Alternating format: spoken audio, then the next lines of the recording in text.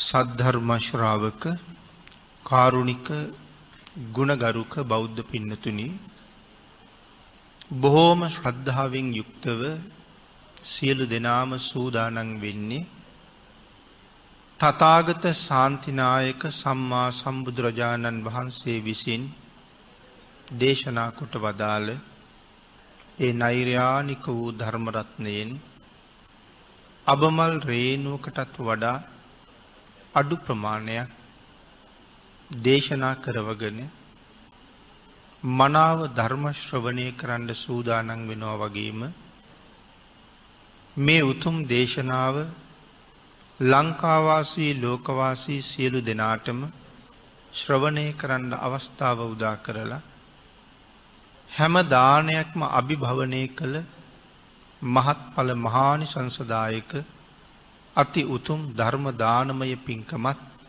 සම්පූර්ණ කර ගැනීමේ බලාපොරොත්තුවත් ඉදිරිපත් කරගෙන මැදිරියට එකතු වෙලා සද්ධර්ම ශ්‍රවණය කරන මේ සියලු දෙනාට වගේම මේ දේශනාව ශ්‍රවණය කරන ලක්වැසි ලෝවැසි සියලු දෙනාටමත් බුදුරජාණන් වහන්සේගේ අවවාදය බණ අහන වෙලාවට හරි වටිනවා. මහත් වූ බලාපොරොත්තුවක් මුදුන්පත් කර ගැනීම වෙනුවෙන්ම ධර්ම ශ්‍රවණය කරන එක වටින බව බුද්ධ දේශනාවයි. ඒ බලාපොරොත්තුව තමයි මේ ධර්ම දේශනාව ශ්‍රවණය කරන අතරතුරදීම මාගේ පංච නීවරණ ධර්මයන් යටපත් වේවා. සප්ත බෝධ්‍යාංග ආදී ධර්මයන් වැඩි දියුණු වේවා. මේ දේශනාව අතරතුරදීම මට උතුම් මාර්ගයක් ඵලයක් අවබෝධ වේවා කියන සිතින් යුක්තවම අපි සද්ධර්ම ශ්‍රවණය කරමු. පින්නතුනි මේ දවස්වල මේ ධර්ම දේශනා මාලාවේ අපි සාකච්ඡා කරමින් හිටියේ මරණ සතිය පිළිබඳව. නිවැරදිව මරණානුස්සතිය වඩන හැටි සාකච්ඡා කරන මේ දේශනා මාලාවේ මරණානුස්සතිය පිළිබඳව ධර්ම දේශනා 25ක් මීට කලින් සාකච්ඡා කළා. අද තියෙන්නේ 26 වෙනි දේශනාව. අපේ බුදුරජාණන් වහන්සේ මරණ සතිය වඩන කෙනෙකුට මරණ සතිය වඩන්න යොදාගත හැකි කරුණු 8ක් දේශනා කොට වදාළා. ඒකෙන් අපි කරුණු 7ක් සාකච්ඡා කරලා ඉවරයි. අද මේ සාකච්ඡා කරන්න සූදානම් වෙන්නේ 8 වෙනි කාරණාව. 8 වෙනි කාරණාව තමයි කන පරිත්තය. මේ කන පරිත්තය කියන්නේ මොකක්ද කියන එක තමයි දැන් අපි සාකච්ඡා කරන්න සූදානම් වෙන්නේ. කන පරිත්තතෝති පරමත්තතෝ. බුදුරජාණන් වහන්සේ දේශනා කරනවා පරමාර්ථ වශයෙන් ඊ타ත්ම කෙටි කාලයක් තමයි සත්වයාගේ ජීවිතය පවතින්නේ. එහෙම නැත්නම් ජීවිතක්ෂණය කියන එක ඊ타ත්ම කෙටි කියන කාරණාව සඳහන් කරනවා. ඒක පැහැදිලි කරනකොට එක සිත් මාත්‍රයකින් තමා මේ ජීවිතය හැම වෙලාවෙම රැඳිලා තියෙන්නේ. ඒ නිසා ඊ타ත්ම කෙටි. මේ ජීවිතේ හැම වෙලාවෙම රැඳිලා තියෙන්නේ එක හිතක් උඩ. මේ මුළු ශරීරයේ පුරාම එකවරකට පහළ වෙන්නේ එක හිතයි. ඒ සිත මත තමයි අපි මේ ජීවත් වෙන්නේ. නමුත් ඒ සිත දීර්ඝ කාලයක් පවතින සිතක්ද? මේවට කියන්නේ චිත්තක්ෂණ කියලා. අපට හිතාගන්නවත් බැරි තරම් ස්වල්ප කාලයයි පවතින්නේ. තත්පරයක් වගේ කාල පරාසයක් ඇතුලේ උපදින සිත් ප්‍රමාණය කෝටි ගාණක්. තත්පරය කොච්චර කුඩයිද?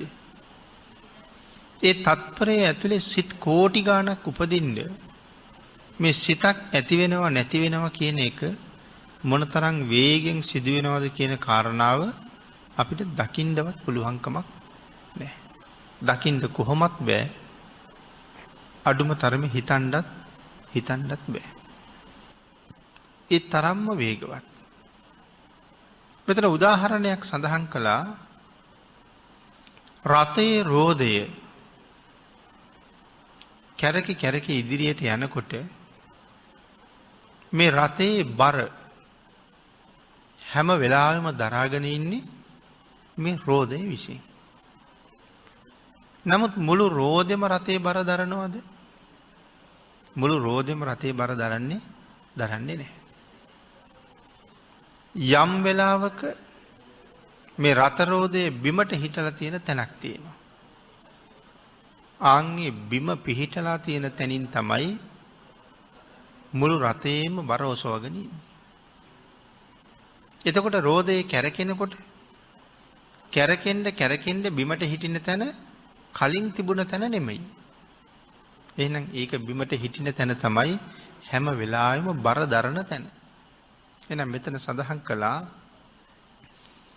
නිම්වලල්ලේ එක ප්‍රදේශයකින් හැම වෙලාවෙම මේ රෝදේ පවතිනවා.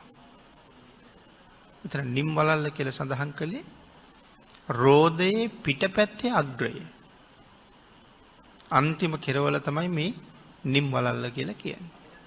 ඒ නිම්වලල්ල තමයි හැම වෙලාවෙම මහ පොළොව ස්පර්ශ කරන්නේ. හැම වෙලාවෙම මුළු රෝදයම පාවිච්චි වෙන්නේ නෑ කියන කාරණාව සඳහන් කළා. ඒ වගේ තත්පරයකට උපදින සිත් ගාන කෝටි ප්‍රකෝටි ගණනක්. නමුත් සඳහන් කළා එයින් එක සිතක් මේ මුළු ජීවිතේම එකවරක් පවත්වාගෙන යනවා. එක මොහොතකට මේ මුළු ජීවිතේම පවත්වාගෙන ඉන්නේ එක සිතයි.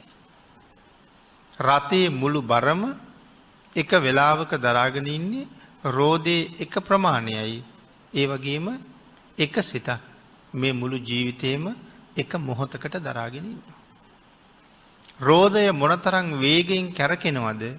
කැරකෙන්න බර දරන තැන වෙනස් වෙනවා වගේ තත්පරයකට උපදින කෝටි ගාණක් සිත් ඒ මොහොතේ අපේ ජීවිතේ රැකගෙන තියාගෙන ඉන්නවා. අන්න ඒ සිත මත තමයි ජීවිතේ හැම වෙලාවෙම පවතින්නේ කියලා සඳහන් කළා. රෝදේ බිමට ස්පර්ශනය වෙන තැන හැම වෙලාවෙම බර දරනවා වගේ මේ එක හිත හැම වෙලාවෙම මේ ජීවිතේ පවත්වාගෙන යනවා. මෙතන සඳහන් කළා රථයේ තියෙන බරෙන් හැම වෙලාවෙම ඔසවගෙන ඉන්නේ බිම හිටලා තියෙන කොටස විතරයි කියන එක. අපි ඒක මුලින් සිහිපත් කළා. මේ කෝටි ගාණක් උපදින සිත් මේ සිතකට අවස්ථා තියෙනවා තුනක්. උපාද ස්ථಿತಿ භංග කියලා. උපදිනවා පවතිනවා නැති වෙනවා. දෙවනි හිත ඇති වෙන්නේ මේ හිත ඉපදිලා පැවතිලා නැති වුණාට පස්සේ තමයි දෙවනි හිත උපදින්නේ. තත්පරයකට නමුත් ඇති වෙනවා සිත් කෝටි ගාණක්. අපි පින්නතුන් හිතන්නකෝ ඇති වෙලා පැවතිලා නැති වුණාම ඊළඟ එක ඇති වෙනවා පවතිනවා නැති වෙනවා. නමුත් තත්පරයකට කෝටි ගාණක් උපදිනවා. මොනතරම් වේගෙන් මේ ක්‍රියාවලිය සිද්ධ වෙනවද කියලා. ඒකයි මම කිව්වේ ඒක අපිට අනුමාන මාත්‍රයකින්වත් හිතා ගන්න පුළුවන් කමක් නැහැ කියලා. අපි ඒක තව ටිකක් පැහැදිලි කරගමු. මෙතන සඳහන් කළා රෝදයේ උපමාවම නැවත වතාවක් නාභියේ ඉඳලා නිම්වලල්ල දක්වා බර ගමන් කරලා තියෙනවා. රථයේ නාභිය කියලා කියන්නේ රෝදේ නාභිය කියන්නේ රෝදේ මැද්ද. අපි කරත්තයක නම් දකිනවා ගරාදියක් තියෙනවා. එතකොට මෙතන නාභිය කියලා කිව්වේ අපි බොස් ගෙඩිය කියලා කතා කරන කොටසක් තියෙනවා. එතන ඉඳලා නිම්වලල්ල දක්වා ගමන් කරපු මේ ගරාදි කීපයක් කරත්ත රෝදේ තියෙනවා. සමහර වෙලාවක තවත් ඒ වගේ ගරාදි තියෙන තව රෝද අපි දකිනවා. අර නාභියේ ඉඳලා මේ ගරාදිය තමයි නිම්වලල්ල දක්වා මේ බර අරන් ගිහිල්ලා තියෙන්නේ. නමුත් වටේට තියෙන අනික් ගරාදිය වලට කිසි බරක් නැහැ. හැබැයි රෝදේ කැරකෙන්න ගරාදියෙන් ගරාදියට බර වැටෙනවා. එන මෙතන සඳහන් කළා ඒව මේව ඒක චිත්තක්කනිකං සත්තානං ජීවිතං. මෙන්න මේ වගේ සත්වයාගේ ජීවිතේ හැම වෙලාවෙම එක චිත්තක්ෂණයක් තමයි පවත්වන්නේ. මේ ජීවිතෙත් හැම වෙලාවෙම පවත්වන්නේ එක චිත්තක්ෂණයයි. ඒ චිත්තක්ෂණය පැවතිලා නැති වුණාට පස්සේ ජීවිතය පවත්වන දෙවනි චිත්තක්ෂණය උපදිනවා. එයද පැවතිලා නැති වෙනකොට තුන්වෙනි චිත්තක්ෂණය උපදිනවා. මෙතන සඳහන් කළා තත්පරයකට උපදින සිත් ප්‍රමාණය කෝටි ප්‍රකෝටි ගණනක්. එයින් එක හිතක් තමයි මෙතන චිත්තක්ෂණයක් කියලා කියන්නේ. එක සිතකට චිත්තක්ෂණ කියන වචනේ පාවිච්චි කරලා තියෙනවා. ඒ චිත්තක්ෂණයේ කොටස් තුනකට බෙදෙනවා කියලා සඳහන් කළා. අපි ඒක තමයි මුලින් සඳහන් කළේ උපාද ස්ථಿತಿ භංග කියලා. එක සිතකින් සත්වයා පවතින්නේ ඒ සිත නැති කල්හි සත්වයා නැහැ කියලා කියන්න පුළුවන්. එක හිතකින් පවතිනවා ඒ හිත නැති කල්හි අපිත් නෑ වගේ. පිනතුනි සිත උපදිනකොට උපදින සිතේ අපිට ජීවත් වෙන්නත් බෑ. සිත නැති වෙනකොට නැති වෙන හිතේ ජීවත් වෙන්නත් බෑ. හැම වෙලාවෙම ඔය ජීවත් වෙන්නේ ඔබ මම අපි හැමෝම අර පවතින කොටසේ. උපදිනවා පවතිනවා නැති වෙනවා. අපි මේ ඉන්නේ පවතින කොටසේ.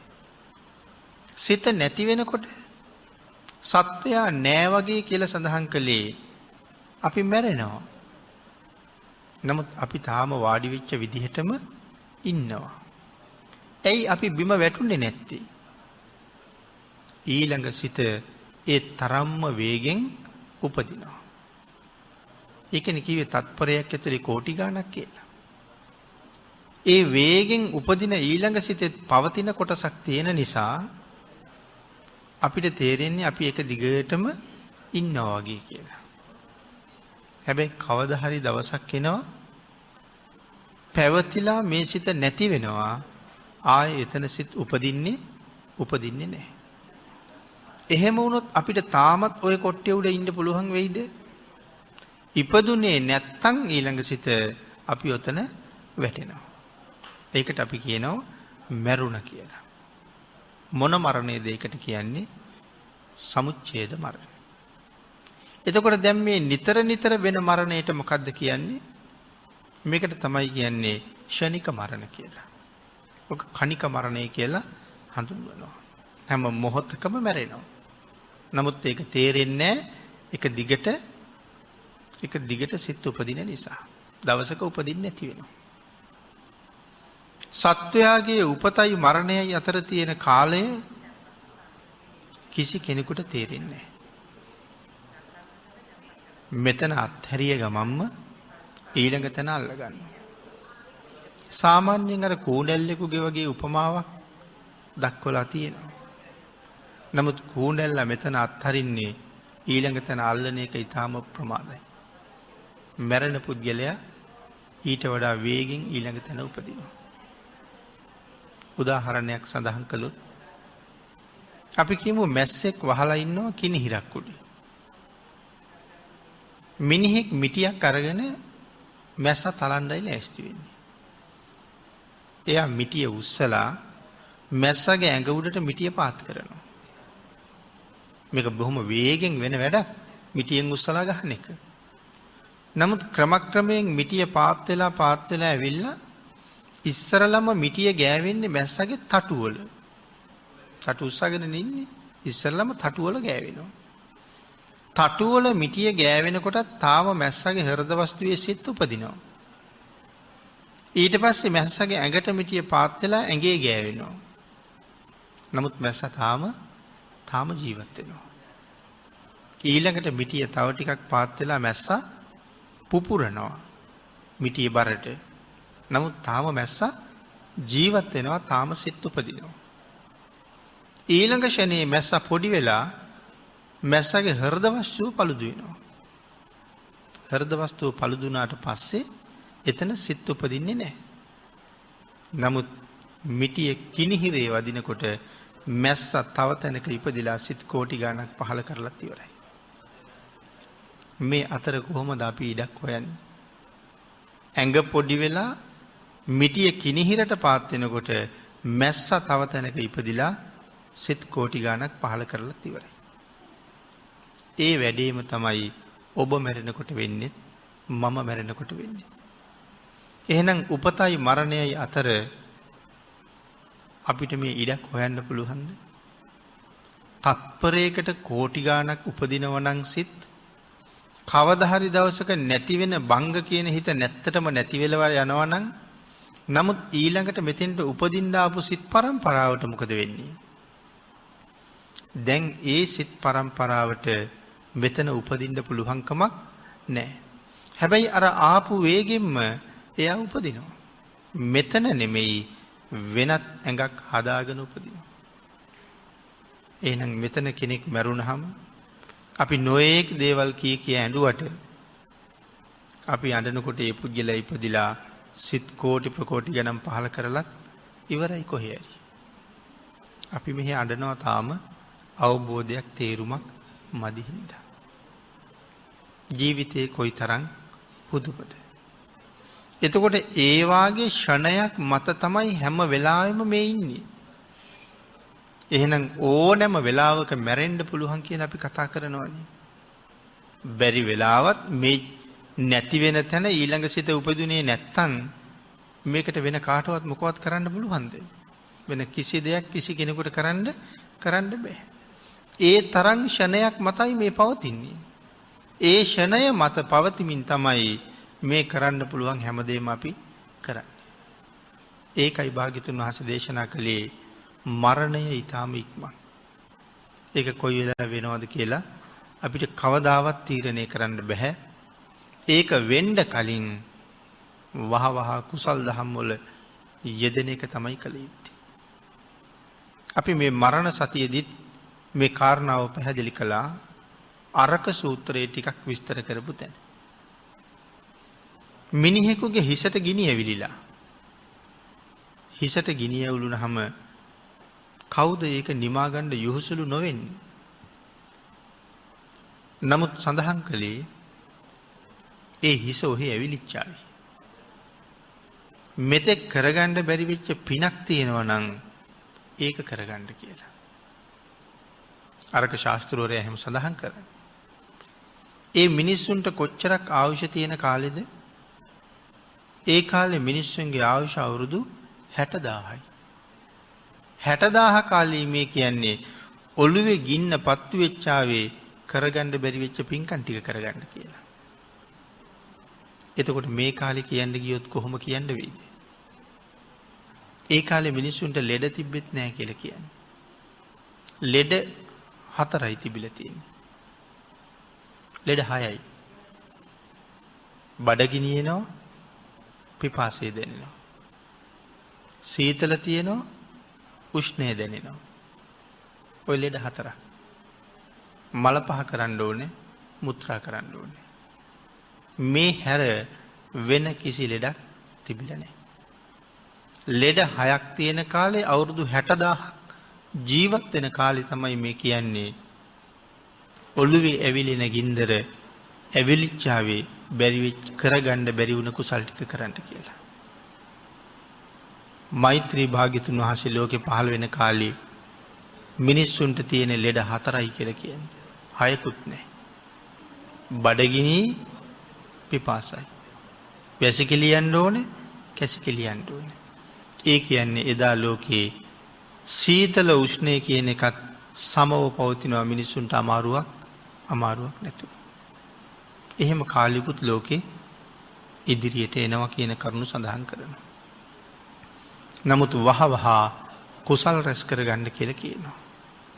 මෙතන සඳහන් කළා එක සිතකින් නම් සත්වයා පවතින්නේ ඒ සිත නැති කල්හි නම් සත්වයා නෑ කියලයි සඳහන් කළේ. තස්මින් චිත්තේ නිරුද්ධ මත්තේ සත්තෝ නිරුද්ධෝති උච්චති. නමුත් සඳහන් කළා මේ සිත් දෙකක් අතර කාල පරතරයක් නම් නෑ කියලා. සිත් දෙකක් අතර කාල පරතරයක් නෑ. ඒ තරම් වේගෙන් සිත් උපදිනවා.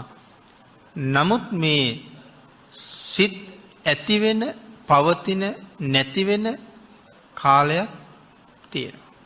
ඇතිවෙනවා පවතිනවා නැතිවෙනවා. එහෙම කාලයක් තියෙනවා. සිත් දෙකක් අතර කාල පරතරයක් නෑ කියල සඳහන් කරනවා.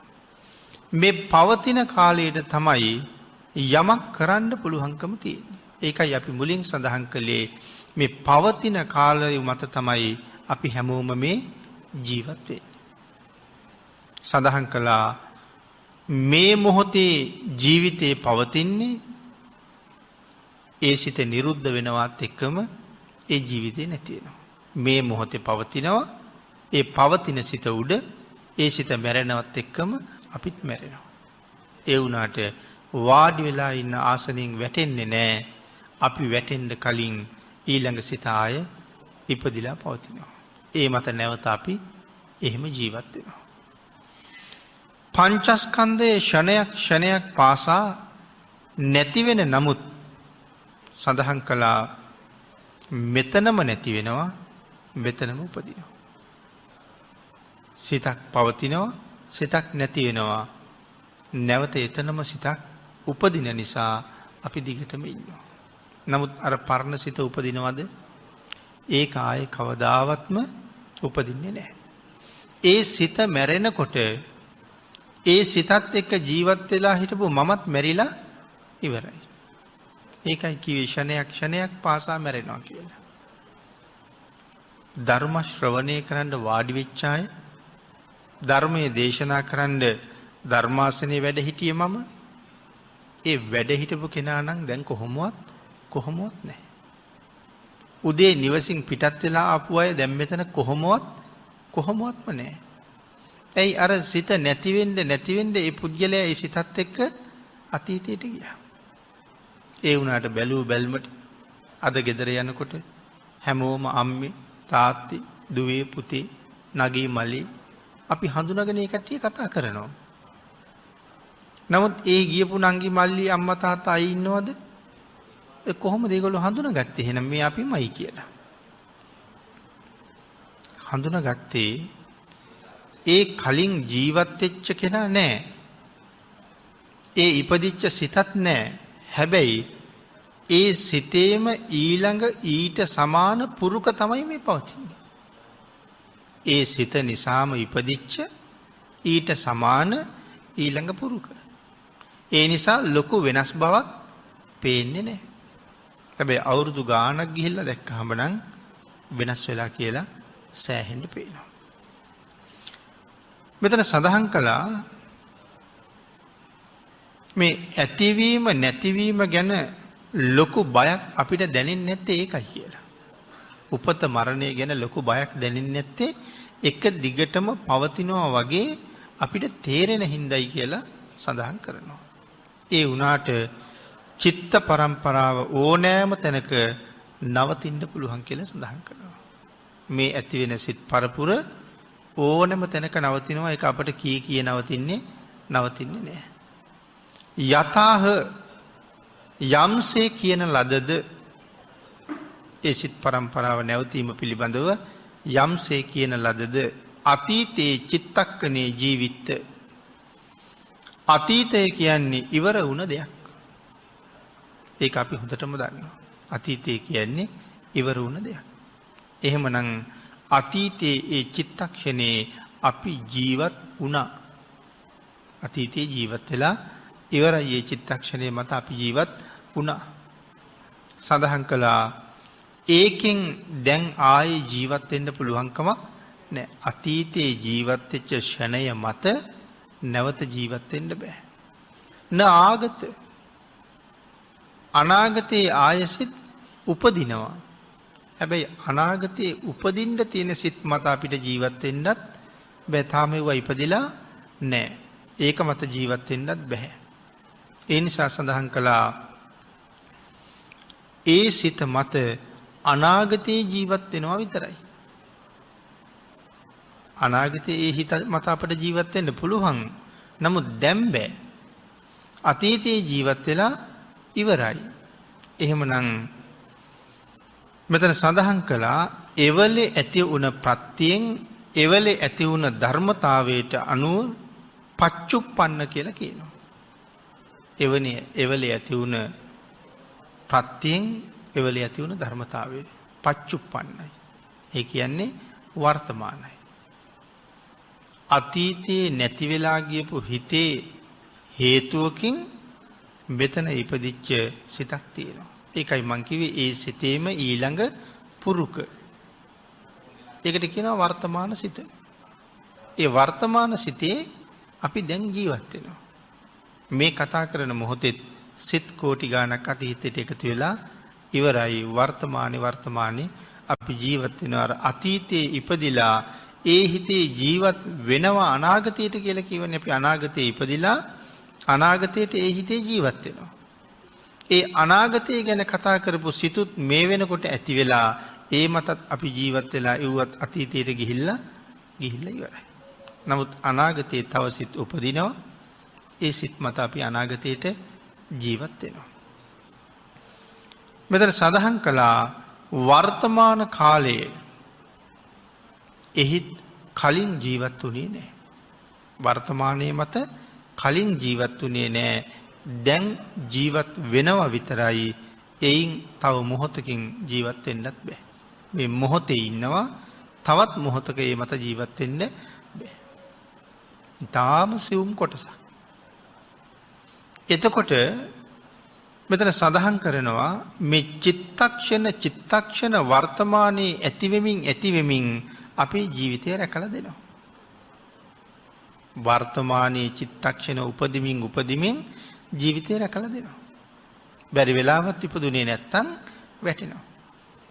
ඒ වැටෙන්නේ මැරිලාමයි. වැටෙන්න දෙන්නේ නැතුව මේ චිත්තක්ෂණ ඉපදී අපිව රකින්න. අපි සමහර වෙලාවට ඔය බලු වැල් දැල්ලෙනවා අපි දැකලා තියෙනවා. අපි සමහරවිට රැස්වලලු වගේ දේවල් දකින්නේ. සමහර රැස්වලලු තියෙනවා මුලින් පටන් ගත්තාම අර වතුර ගලනවා වගේ එක දිගටම දැල්වෙමින් යනවා. නමුත් අර මුලින්ම දැල්වුණ බුබුල නිමිලා ඊළඟ එකට යනකොට ඒක දෙවෙනි බුබුලට මාරු වෙන්න කලින් පළවෙනි එක ආපහු දැල්වෙනවා. ඒ නිසා ඉවරයක් නැතුව මේක ගලාගෙන යනවා වගේ අපිට තේරෙනවා. ඒ වගේ තමයි අපේ සිතුත් ඉවරයක් නැතුව ගලාගෙන යනවා ඉවරයක් නැතුව ගලාගෙන යනවා. රතේ රෝදය බිමට හිටපු තැන බර දැරුවා වගේ මේ වර්තමානයේ උපදින හිත හැම වෙලාවෙම අපිව පවත්වාගෙන යනවා ජීවිතේ රැකලා දෙනවා. සඳහන් කළා ඒ සිත්වලට උපදින්න ආධාරක වෙන රූප මේ ඇඟේ තියෙනවා. සිත් මැරුණට රූපය ඒ තරම් වේගෙන් මැරෙන්නේ නැහැ. සමහර රූප සිත් එක්කම ඇති වෙලා සිත් එක්කම නැති වෙලා යනවා. නමුත් සමහර රූප චිත්තක්ෂණ 17ක ආයුෂ අරගෙන ඉපදිලා තියෙනවා. ඒ නිසා ඒ රූප පවතිනවා. සිත්වලට උපදින්න ආධාරක වෙන රූප මේ ඇඟේම පවතිනවා. ඒ මත හැම වෙලාවෙම සිත් උපදිනවා කියන කාරණාව සඳහන් කළා. අන්න එහෙම විශේෂ ක්‍රියාදාමයක් નિયમિત ආකාරයට මේ ඇඟේ එක දිගට ක්‍රියාත්මක වෙන නිසා අපි ඒකට කියනවා ක්‍රියාදාමයක් කියලා. එක දිගටම සිද්ධ වෙන නිසා ක්‍රියාදාමයක් කියලා අපි ඒකට කියනවා. එහෙම නැත්නම් ක්‍රියාවලියක් කියලා අපි කියනවා. අන්න එය මනාව අවබෝධ කරවන්න මේ ලෝකේ යම් දහමක් තිබුණා නම් මේ ටික අපිට මනාව අවබෝධ කරවපු කියලා දුන්න එකම දහම තමයි බුද්ධ ධර්ම කියලා කියන්නේ. බුද්ධ ධර්ම මනාව ඉගෙන ගන්න මේ හැම දෙයක්ම මනාව වැටහෙනවා. හැබැයි මේක මනාව වැටහෙන්න පටන් ගත්ත දවසට මේ අනික් සියල්ලම අපින් අත්හැරෙනවා. මිනිස්යන්ගේ විතරද මේ ඉපදීම නැතිවීම මේ තරම් වේගෙන් වෙන්නේ? මේ මේසෙට වෙන්නෙත් ඒකමයි. මේ ගොඩනැගිල්ලට වෙන්නෙත් ඒකමයි. මේ බිත්තිවලට වෙන්නෙත් ඒකමයි. එක දිගටම මේ ක්‍රියාවලිය මුළු විශ්වයේම සිද්ධ වෙනවා. නමුත් අපිට දැනෙන දේ මේ බිත්තියට දැනෙන්නේ නැහැ. ඒ මොකක් නිසාද? අපි ළඟ තියෙනවා කර්මජ රූප, ප්‍රසාද රූප. නමුත් බිත්තියේ එහෙම එකක් නැති නිසා ස්පර්ශ කළාට දැනෙන්නේ නැහැ. ගහක් අත ගෑවට ගහට දැනෙන්නේ නැහැ. බිත්තිය අත ගෑවහම බිත්තියට දැනෙන්නේ නැහැ. හැබැයි මගේ එක අතක් අරගෙන අනික් අත ගන්නකොට අපිට එතන ස්පර්ශයක් දැනෙනවා. ඒ කර්මජ රූප හැම තැනම උපදින නිසා. ඒ තරම්ම සියුම් ක්‍රියාවලියක් මුළු ලෝකෙ පුරාම තියෙනවා. වාහනයක් ඉස්සරහට ඇදෙනවා. නමුත් මෙතනින් පනගල්නුලා එකපාරම ඉස්සරහට ගත්ත වාහනේ නෙමෙයි දිගට ඇදෙන්නේ වෙනත් එකක්. මේක තේරුම් ගන්න පුළුවන්කම තියෙන්නේ විදර්ශනාවෙන් විතරයි. විදර්ශනාවක් නැති කෙනෙකුට මේ කාරණාව සමහරලාට කොහොමත් වැටහෙන්නේ නැහැ. නිවැරදිව මේ කාරණාව අවබෝධ කරගෙන ප්‍රත්‍යක්ෂ වශයෙන් දැනගන්න බුදුදහම මනාව දැනගන්න එක වටිනවා. හැබැයි අනුමාන වශයෙන් අවබෝධ කරගන්න බැරුව යනවා. අනුමාන වශයෙන් නෙමෙයි ප්‍රත්‍යක්ෂ වශයෙන්ම බුදුදහම මේ කාරණාව අපිට තහවුරු කරලා දේශනා කළා. මේ කාරණාව තමයි මේ කන පරිත්ත කියලා කියන්නේ. ගත වෙන මොහොතක් ගානේ සත්වයා මරණයට පත් වෙනවා. කන පරිත්තේ. මරණානුස්සති භාවනාව වඩන කෙනා මේ කරුණ මනාව මෙනෙහි කරලා මේ භාවනාව සම්පූර්ණ කරන්නත් පුළුවන්. මේක මනාව සම්පූර්ණ කරගන්න පුළුවන් නම් මේ ඔස්සේ මනාව මරණ සතිය දියුණු කරගෙන තියෙනවා නම් ඔහු අතින් පාපයට යොමු වෙන ස්වභාවයකුත් නැහැ. ඔහු මරණය කියන ධර්මතාවය පිළිබඳව කිසි බයකුත් නැහැ. ලෝකය පිළිබඳව ඔහුට ලොකු ඇලීමකුත් නැහැ. මොකද සියල්ල මනාව මරණයත් එක්ක වටහාගෙන කටයුතු කරනවා. මේ ෂණයෙහි තියෙන කුඩා බව හඳුනා ගැනීම තමා කන පරිත්තේ කියන්නේ. ෂණය චිත්තක්ෂණය කොයිතරම් කෙටිද කියන එක අවබෝධ කිරීම. ජීවිතං අත්ථභාවෝච සුඛ දුක්ඛාච කේවලා. මේ ජීවිතය සැප දුක කියලා අපි සඳහන් කළත් මේ සැප දුක දෙකේම කෙරවල. ඒක චිත්ත සමායුත්තා. ආයුෂය රැකගෙන එන්නේ එක චිත්තක්ෂණයක් පමණයි. අපි ඒ කාරණාව දිගටම කතා කළා. එහෙනම් මේ අපි විඳින දුක තියෙන්නේ එක චිත්තක්ෂණයයි. අපි විඳින සැප තියෙන්නේ එක චිත්තක්ෂණයයි. ඒ චිත්තක්ෂණය ඉවර වෙනකොට ඒ දුකයි සැපයි දෙකම ඉවරයි. නමුත් තාම දුක දිගට පවතිනවා වගේ තේරෙන්නේ අර පරණ එකේ ඊළඟ පුරුක තමයි මෙතන ඉපදිලා තියෙන්නේ. ඒ නිසා අපිට තියෙන්නේ දුක සෑහෙන කාලයක් එක දිගට අපි ළඟ තියෙනවා වගේ දැනෙනවා. නමුත් චිත්තක්ෂණයක් ගානේ ඒක ඉවර වෙලා ගිහිල්ලා. අම්මා මැරුණ නිසා ඇතිවෙච්ච දරා ගන්න බැරි දුක මාස ගාණක් යනකොට සාමාන්‍ය තත්ත්වයට පත් වෙනවා.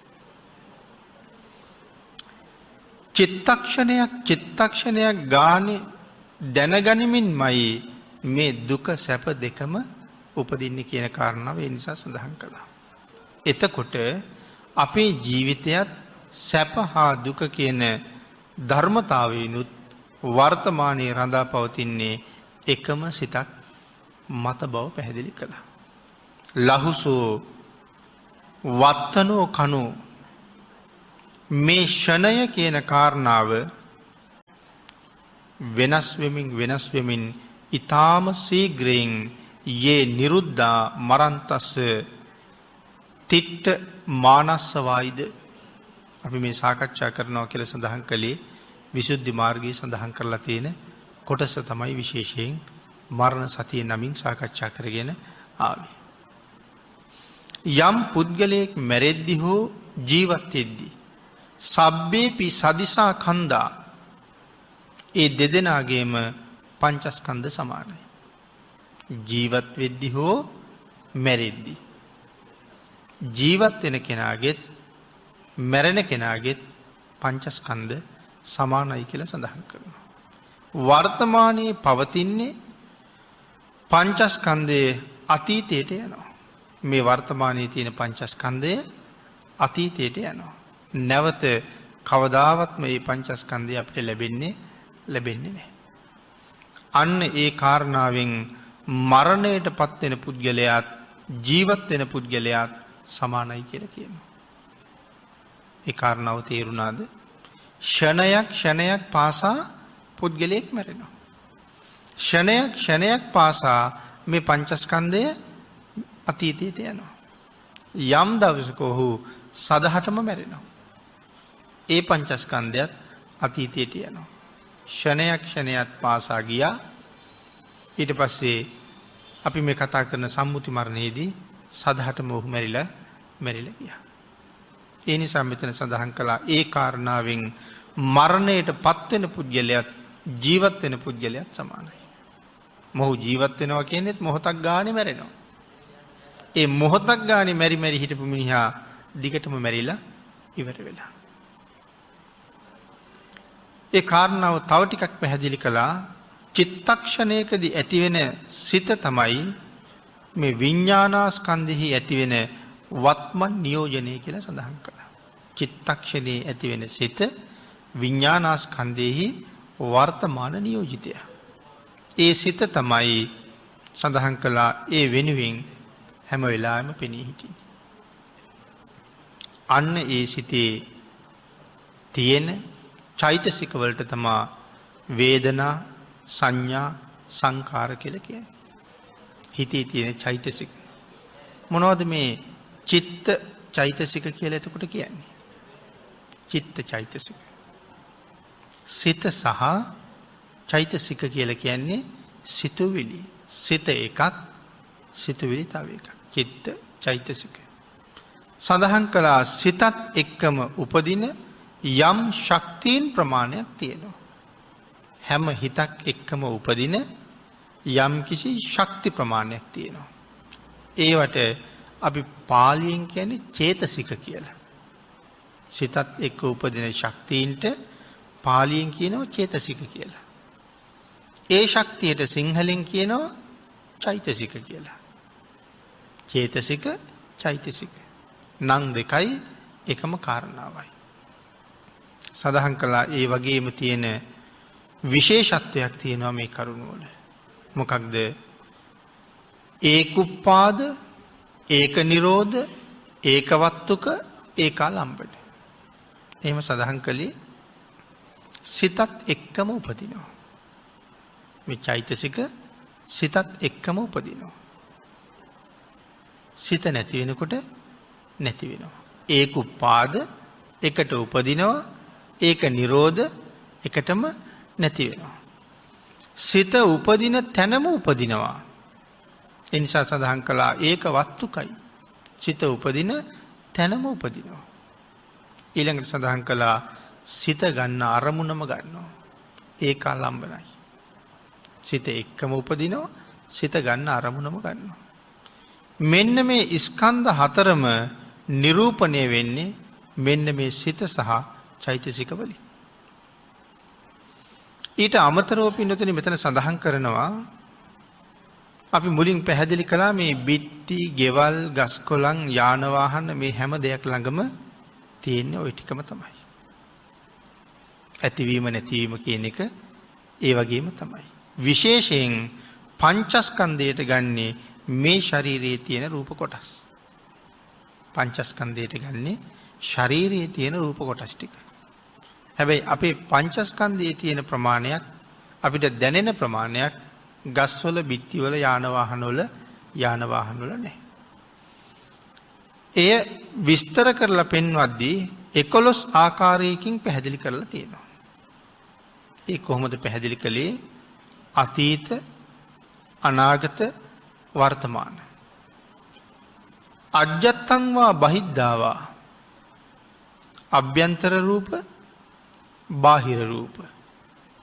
ඊළඟට සඳහන් කළා රළු හෝ සියුම්, හීන හෝ ප්‍රනීත. එහෙම නැත්නම් දුර තිබෙන, ළඟ තිබෙන. මේ කාරණාව පැහැදිලි කරලා තියෙන මේ විදිහට. 11 ප්‍රභේදයකට සංග්‍රහ කරනවා මේ රූපස්කන්ධය. නමුත් පින්නතුනි අපේ ජීවිතයේ පවතින්නේ වර්තමාන නම් වලින් විතරයි හැම වෙලාවෙම කියලා සඳහන් කළා. වත්මන් කොටසේ විතරයි හැම වෙලාවෙම පවතින්නේ. වත්මන් රූපය උඩ හැම වෙලාවෙම ජීවිතේ පවතිනවා. ඇති වෙන සිත ඒ සමගම ඇති වෙනවා. ඇති වෙන සිත ඒ සමගම ඇති වෙනවා කියලා සඳහන් කළේ මෙන්න මේ වර්තමානයේ ඇති වෙන ධර්මතාව මත එකතුවට තමයි, නැත්නම් වර්තමානයේ පවතින ධර්මතාවල එකතුවට තමා මෙතන ජීවිතය කියලා කියන්නේ. සැප ඇති වෙලාවට සැපයි, දුක ඇති වෙලාවට දුකයි. ඒ ටික තියෙන්නේ ඊ타ත්ම කෙටි කාලයයි. ඊ타ත්ම ෂණයයි. මේ මොහොතේ විතරයි. දුකයි සැපයි දෙකම මේ මොහොතේම ඉවරයි. ඊට සමානව සිත් පහළ වුණ නිසා ආයෙත් ඒ වගේම දැනුණ කියන කාරණාව අපි මුලිනුත් සිහිපත් කළා. නමුත් ක්ෂණයක් පාසා ඇති වෙන නැති වෙන මේ සිත චිත්තක්ෂණයක් ගානේ අතීතයට ගිය ගමන් එහි නැවත ඉපදීමක් නම් ඇත්තේම නැහැ. ඒ සිත්වල ආය උපතක් ඇත්තෙම නැහැ. ඒ සිතෙහි හා ඒ පැවතුන රූපයෙහි ඊළඟ පුරුක තමයි අපිට නැවත හම්බ වෙලා තියෙන්නේ.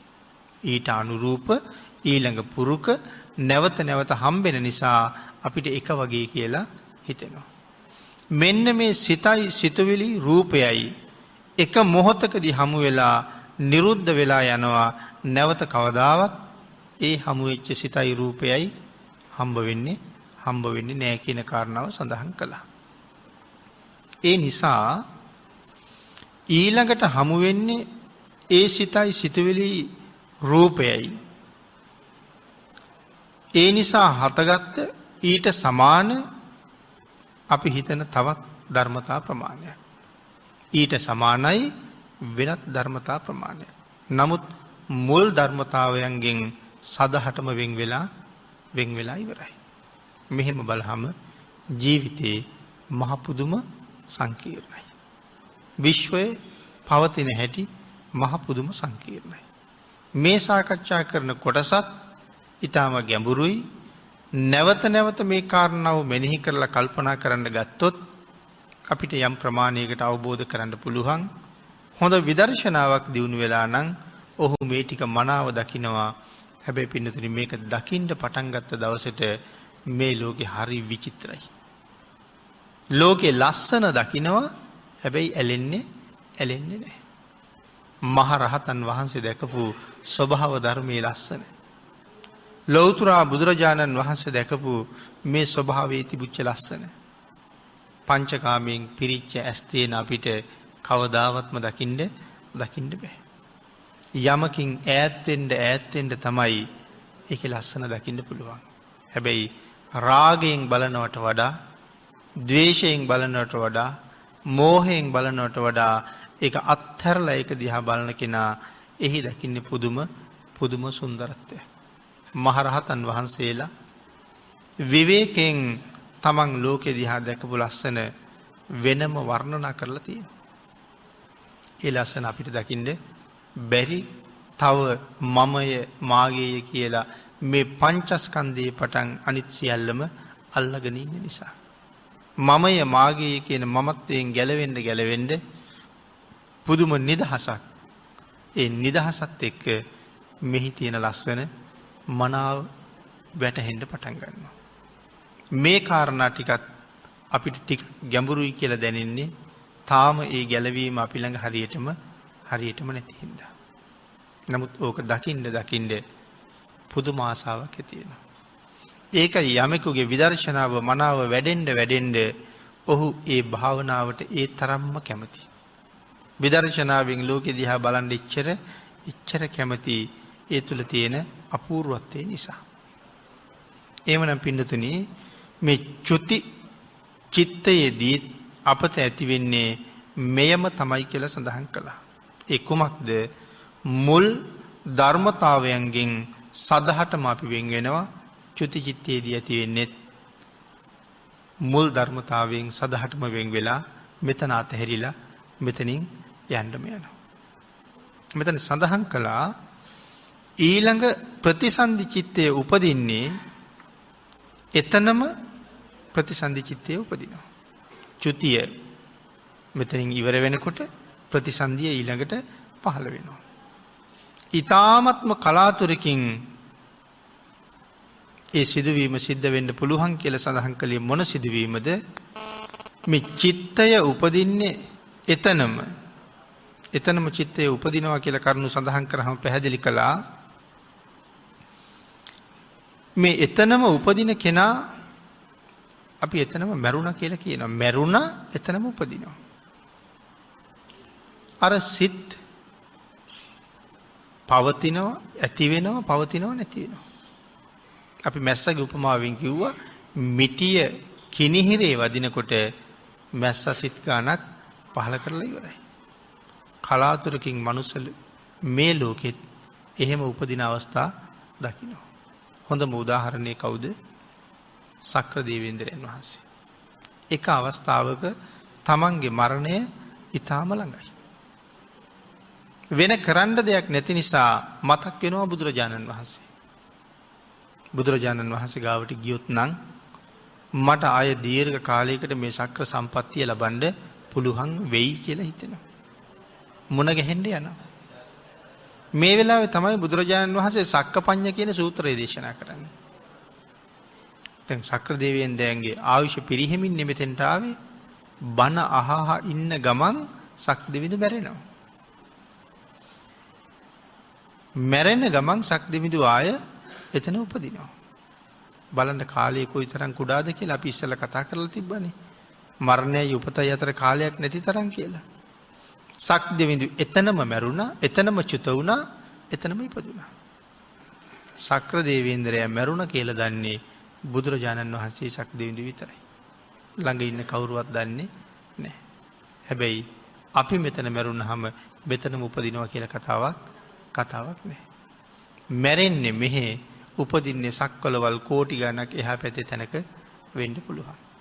කලාතුරකින් මේ සක්‍ර දේවේන්ද්‍රයාගේ උපත වාගේ දෙයක් වෙන්නත් පුළුවන්.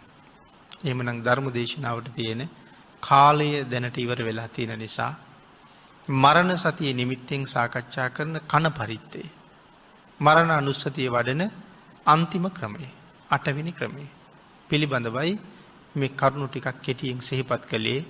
නමුත් ටිකක් සංකීර්ණ කාරණා ටිකක් අභිධර්මයත් එක්ක තවත් විග්‍රහ කරන්න ඕනේ කරුණු ටිකක් තමයි මෙතන තියෙන්නේ. මේ කරුණු අභිධර්මයේ තමයි ගැඹුරින් විස්තර කරන්නේ. නමුත් කනික මරණ, කන පරිත්ත, ක්ෂණයක් පාසා වෙන මරණය ගැන පැහැදිලි කරලා තියෙන හැටි.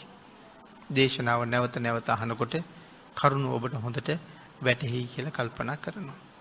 තව දේශනා 2-3කින් මරණ සතිය කියන මේ සාකච්ඡා දේශනා මාලාව අපිට නිවා කරන්න පුළුවන් වෙයි. අවසානයේ මරණ අනුස්සතිය වඩන්නේ කොහොමද කියන කාරණාව විශේෂයෙන් සාකච්ඡා කරලා ධර්ම දේශනා මාලාව නිමා කරමු. 26 වෙනි දේශනාව අපි කන පරිත්තය මේ විදිහට නිමා කරනවා. අද මේ 8 වෙනි ක්‍රමයේ පිළිබඳව දේශනාව ලෝකයට දානය කරන්න දායකත්වයේ ලැබලා දුන් සත්පුරුෂ දායක පිරිස පිටකොට්ටේ මිරිහාන පැරකුම්මාවතී පදිංචි මල්ලවාරච්චි පවුලේ මව දූදරු පිරිස සහ බෑනාවරුන් ලේලිවරුන් ඇතුළු සියලු දෙනා. විශේෂයෙන් වසර 6කට පෙර මියගිය සෝමසිරි මල්ලවාරච්චි පියාණන්, පීඩික් පියාණන්, ලීලාවතී මෑණියන්, ජේ.එච්. කරුණාසිරි පියාණන් ඩී නන්දනී වීරකෝන් මෑණියන් දරණාගම කුසල ධම්ම නායක මාහිමිපාණන් අද දින මෙයට සහභාගී වුණ සියලු දෙනාගේ නමින් මිය පරලෝකීය සියලු ඥාතීන්ට මේ පින් අනුමෝදන් වේවා. මාර්තු 14 වන දින 81 වෙනි උපන්දිනයේ සමරන එම්.පී. සිරියාවතී මවට මාර්තු 21 වෙනි දින උපන්දිනයේ සමරන තුෂාන්ත සංජීව මල්ලීට ලොහාන් තරුල් රිතිල් අශෝක් පුතාලාට සහ පැමිණි සියලු දෙනාට දේශකයාණන් වහන්සේට අවසරයි බොරලන්දේ වජිරඥාන ස්වාමින් වහන්සේට රත්නත්‍රේ ආශිර්වාද ප්‍රාර්ථනා කරන අතර විශේෂයෙන් චීනයේ පදිංචි කේ.ටී. කෝග් ඇතුළු පවුලේ සියලු දෙනාටමද තුනුරුවන්ගේ ආශිර්වාදයෙන් නිදුක් නිරෝගී භාවයේ චිරජීවනයේ උදා වේවා කියලා ආශිර්වාද කරනවා. දායක පිරිස විසින් පින් අනුමෝදන් කළ සියලු දෙනාටම පින් අනුමෝදන් වේවා. ආශිර්වාද කළ සියලු දෙනාටම රත්නත්‍රේ ආශිර්වාදයෙන් නිදුක් නිරෝගී භාවයේ චිරජීවනයේ උදා වේවා. සියලු දෙනාටම ඊ타ම ඉක්මන් භවයක ඊ타මත්ම කෙටි කාලයකින් සැප සහිත ප්‍රතිපදාවකින් උතුම් චතුරාර්ය සත්‍ය ධර්ම අවබෝධය සඳහා මේ කුසල් හේතු වාසනා වේවා කියලා ප්‍රාර්ථනා කරමු. ආකාශට්ඨා ච බුම්මට්ඨා දේවා නාග මහිද්దికා පුඤ්ඤන්තං අනුමෝදිත්වා චිරං රක්ඛන්තු ලෝක සාසනං දේවෝ වස්සතු කාලේන සස්්‍ය සම්පatti හෝතු ච පීතෝ භවතු ලෝකෝ ච රාජා භවතු ධම්මිකෝ